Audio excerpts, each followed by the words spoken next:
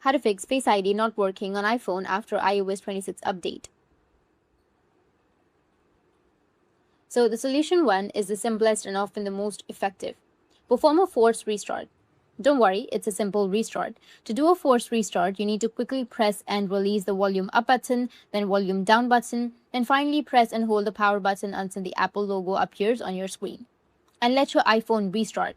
Make sure to do this quickly. If you go too slowly, Siri might activate instead. And that's it. A quick and easy force restart for your iPhone.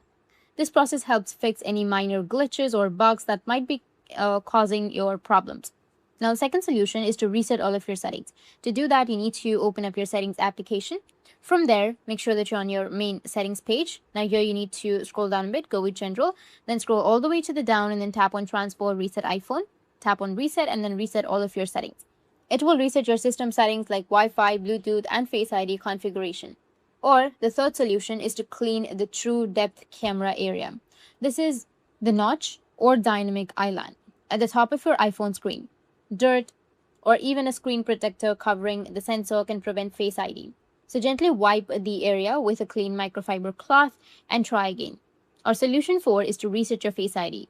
To do that, you need to open up your settings again. From your settings, you need to scroll down a bit and then you'll find an option of Face ID and password. Tap on it and then enter your password. Now you need to scroll down and then you'll find an option of reset Face ID. Tap on it and then follow the on-screen instructions and you'll be able to reset your Face ID. And after resetting, the problem might be fixed. That's it, and if you have any questions, feel free to comment below. Thanks for watching.